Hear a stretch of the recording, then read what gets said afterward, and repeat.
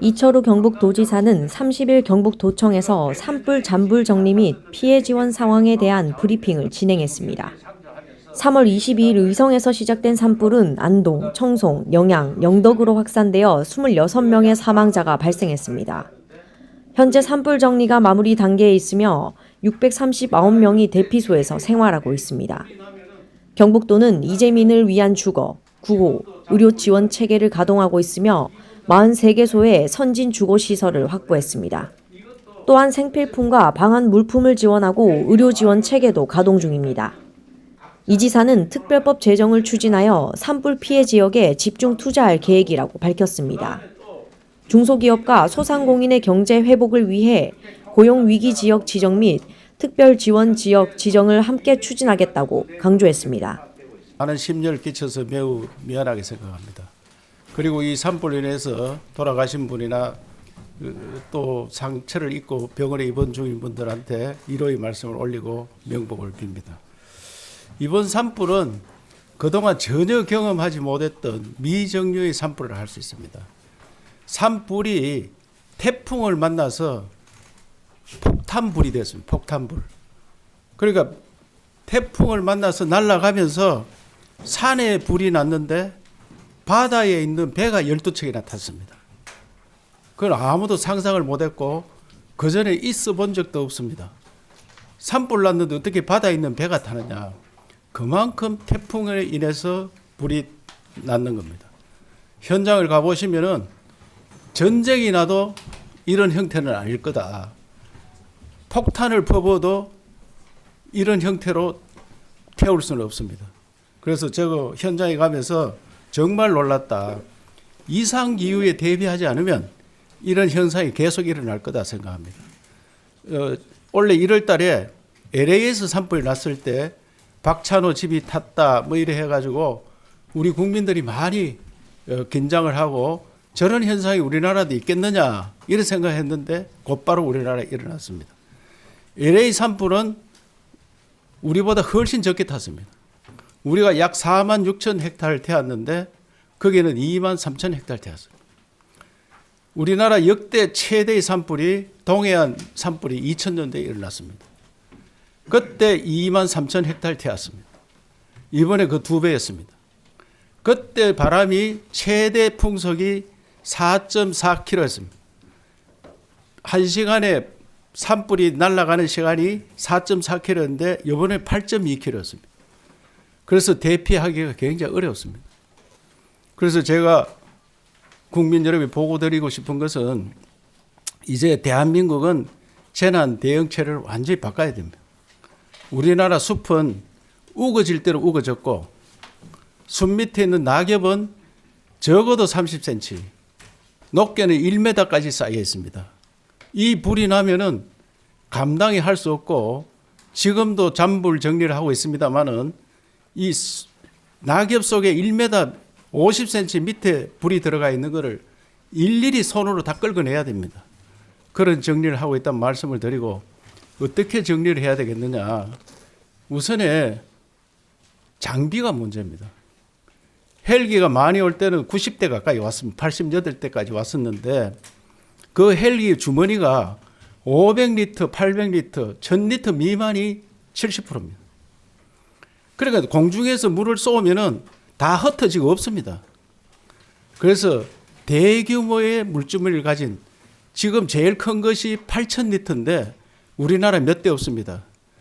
우리가 8,000리터짜리 2-3개를 이번에 의성 산불, 경북 북부 산불에 왔었는데 그것마저도 역할을 제대로 못합니다. 그래서 저는 대형 헬기 그리고 외국처럼 수송기로 하는 적어도 몇만 리터를 들어있어서 초장에 불을 꺼야 됩니다. 초장에. 그래서 이런 장비 또 밤에 속수무책입니다. 밤에 헬기가 못 뜹니다. 밤에 헬기를 띄울 수 있는 밤에 진화할 수 있는 장비를 마련해야 됩니다. 이건 국가적 차원에서 마련해야 됩니다. 그래서 이번에 제가 볼 때 아침에는 연기 때문에 또 안개 때문에 헬기가 못 뜹니다. 오후 되면 또 바람이 많이 붑니다. 그러니까 이거를 손 놓고 있는 거나 마찬가지였습니다. 그래서 이제는 산불 대응 체제를 완전히 바꿔야 된다. 그래 말씀을 드리고 그다음에 이제 이재민 대책에 대해 좀 말씀을 드리겠습니다. 저도 여러 번 어느 해 없이 이재민이 생깁니다. 홍수에 산불에 뭐 여러 가지 이재민이 과거에는 지진에 이런 이재민이 생기는데 체육관에서 모여 있습니다. 하루 이틀은 어쩔 수 없습니다.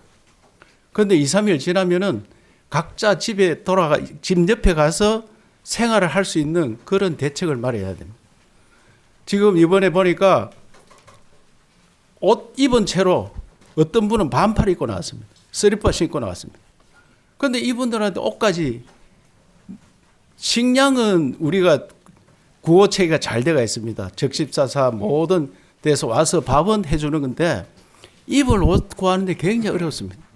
그래서 제가 적십사사나 이런 데서 돈이 있으니 공동모금에서 옷 좀 달라 이래 하니까 이재민이 가서 3만 명, 4만 명 되는데 옷 구하는 게 굉장히 힘듭니다. 옷을 3,000벌 사러 가니까 서울시장을 다 디비도 3,000벌 한 건을 사기 어려웠습니다. 그래서 행정안전부에서 구호지원부로 바꿔야 됩니다. 구호지원부로.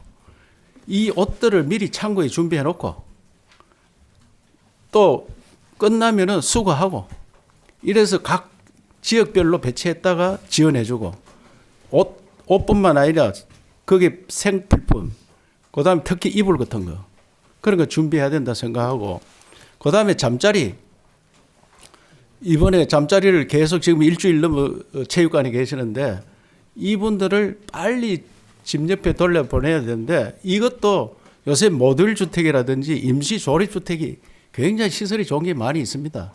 그래서 미리 준비해 놨다가 이분들을 한 2, 3일 지나면 집 옆에 가서 생활하면서 특히 농촌 지역은 농사철입니다.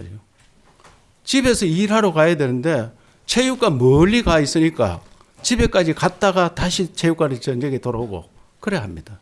그러면 이런 시설들을 미리 준비했다가 해야 되겠다. 그래서 이번에 경북도에서 모범적으로 모듈 주택 한 1,500채 정도 준비를 해서 이걸 1년간 쓰고 그다음에 집을 지어드리고 난 다음에 이 주택을 전국에서 한 2, 300채 별도로 산불이나 뭐 홍수나 많이 나는 지역, 전라도 지역, 충청도 지역, 경상도 지역, 강원도 지역에 나누어서 보관하다가 이런 일이 생기면 바로 투입할 수 있도록 하는 그런 제도를 만들어야 된다고 생각합니다. 이거 행안부 장관 대행한테 제가 오늘 특별히 말씀드렸습니다. 이제는 나라가 바뀌었습니다. 선진국 되었습니다. 체육관에서 계속 있을 수 없습니다. 체육관에 있으니까 전염병도 굉장히 걱정입니다. 만약에 감기 걸리고 이런 사람 다 호흡기 질환 같이 걸릴 건데 다행히도 이번에 전국 의사협회라든지 약사회 특히 경상북도 대구시 의사회 약사회 또 한의사회 이런 분들 오셔서 지금 한 100여 명 이상이 각 군데 돌면서 진료도 하고 도와드리고 있습니다. 그래서 저는 이번을 계기로 선진국형으로 완전히 바꿔야 된다 생각을 합니다. 그러면 경상북도 지금 산불 어느 정도냐? 산불이 주불은 28일 날 끝났고 오후 5시에 주불이라 하는 거는 원불을 껐다 이 말입니다. 원불을 끄고 나면은 또 바람이 불면 또 불이 일어납니다. 그걸 잔불이라 이러는데 잔불도 오늘 중에는 다 끝날 것 같습니다. 잔불 정리하고 그 다음에 또 깊숙이 들어있는 불이 있습니다. 그 불을 어떻게 정리하냐? 그 뒷불 감시라 이랍니다. 감시조가 있어서 그 뒷불은 약간이라도 연기가 보인다든지 하면은 사람 손으로 닦아야 됩니다. 그리고 오늘 저녁 지나고 나면은 뒷불 감시하는 그런 형태로 전환이 됩니다. 그래서 이제부터는 산불은 오늘 저녁 하면 거의 끝나고 이재민, 그 다음에 농업, 그 다음에 이번에는 해양수산업까지 피해를 입었습니다. 또 공단도 많이 피해를 입었습니다. 이분들을 어떻게 할 거냐. 주택 문제, 가장 큰 게 주택 문제입니다.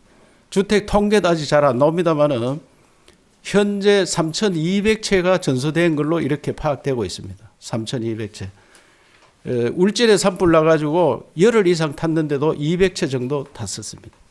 그래서 이거는 상상을 초월하는 그런 피해를 입었다는 말씀을 드리고 이번에 특별히 농업에 대한 가수라든지 마늘밭이라든지 이 밭들 농장분들이 큰 피해가 났습니다. 거의 다 태풍과 같이 날아가면서 불씨가 떨어져 가지고 다 탔습니다. 그래서 이 어떻게 피해 복구를 할 수 있는지, 또 송이밭 걱정들 많이 하는데 송이밭 거의 다 탔습니다. 그래서 이 복구 작업, 여기에 대해서 우리가 대책반을 만들고 행안부 장관 대행께서도 중앙대책본부장인데 지금 현지에 상주하면서 피해 현황을 접수를 하고 그다음에 복구 계획을 수립하고 있는데 경북도에서도 같이 노력을 하도록 그래 하겠습니다. 다시 한번 국민들께 산불로 인해서 걱정을 끼쳐드리고 앞으로 복구하는 데도 많은 또 성원과 지원이 필요하다고 생각합니다. 특별히 저는 지난 울진 산불 때 동네 마을이 모두 다 탔는데 그 마을을 전화 이복의 계기로 만들자. 새로운 마을 만들어서 관광자원을 만들자. 우리가 100년 전에 이 집이 다 탔었는데 100년 후에는 관광자원이 됐다. 이런 마을을 만들어 드리려고 무단히 애를 썼습니다. 그런데 우리나라 법이 집을 지원을 해주는데 개별 통장으로 돈을 넣어주게 되어 있습니다. 그러다 보니 80 이상 노인분들께서 내 살 날 얼마 남았는데 집을 안 짓겠다. 이렇게 마을이 사라집니다. 그러면 이번에 집을 한 3,000채 만약에 소실됐는데 또 그런 식으로 되면은 마을이 완전히 사라집니다. 그분들이 임시주택에 살다가 그냥 떠나려고 생각하고 있습니다. 그러다면은 지방 소멸이 안 그래도 빨리 오고 있는데 더 빨리 가속화될 것 같아서 이번에 특별법 만들어서 집을 탔는 데는 집으로 보답해주는 그런 제도를 바꿔야 됩니다. 또 농업지역, 산림지역도 현 산림을 그대로 유지하려면 산림을 월복을 하려면 30년 걸립니다. 그것도 우리나라 산림이 63%인데 특히 경상북도는 더 많아서 71%입니다. 71% 산림을 그대로 다 보존할 거냐? 이거를 대전환해야 됩니다. 앞으로는 관광산업으로 살려야 되기 때문에 관광 자원을 할 수 있는 시설을 넣을 수 있도록 산림보전법이 굉장히 강합니다. 이 법을 특례를 만들어서 관광 자원을 만들 수 있는 계기로 해서 그야말로 전화 이복을 만들 수 있어야 됩니다.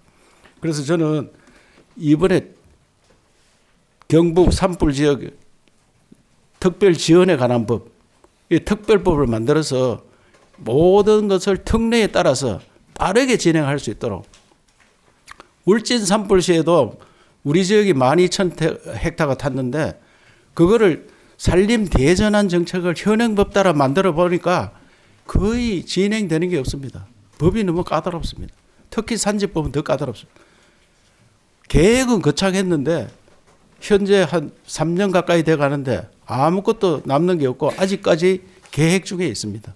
그래서 이번에는 특별법 만들어서 특례를 만들지 않으면 또 울진 산불처럼 그렇게 지나갑니다.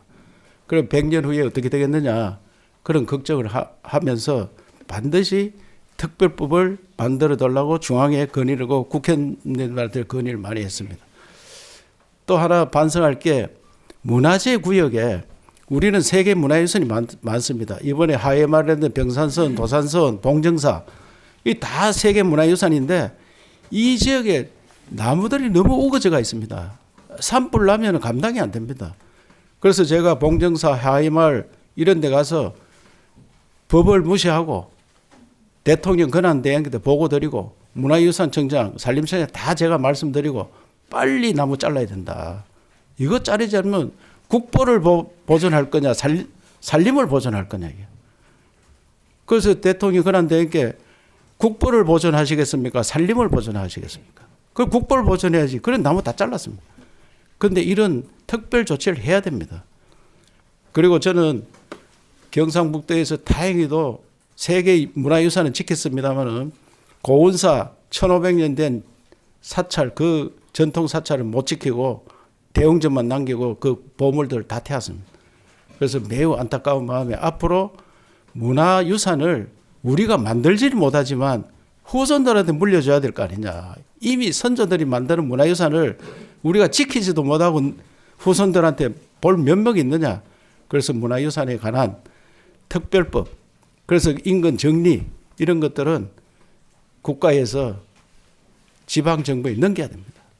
지방정부가 옆에 있는 사람이 더 잘합니다. 왜 국가에서 다 관리를 합니까? 산도 마찬가지입니다. 차제에 산을 지방정부에 넘기면 제가 다 개발해야 써야 됩니다. 산이 돈이 되는 산이 돼야 되는데 우리는 바라보는 산이고 산불 나면은 불 끄기 바쁜 산입니다. 제발 지방정부에 넘겨서 산 30% 정도는 개발해서 쓸 수 있도록 해주는 그런 조치를 이번에 했으면 좋겠다는 말씀드립니다. 다시 한번 국민 여러분께 심력 끼쳐서 대단히 미안하다는 말씀드리고 반드시 전화 이복의 계기로 만들겠다는 약속도 드립니다. 마지막으로 이철우 도지사는 대형 헬기와 야간 진화 장비 도입의 필요성을 언급하며 국가가 재난용 구호 물품을 비축해야 한다고 강조했습니다. 국제하이저널 은가영입니다.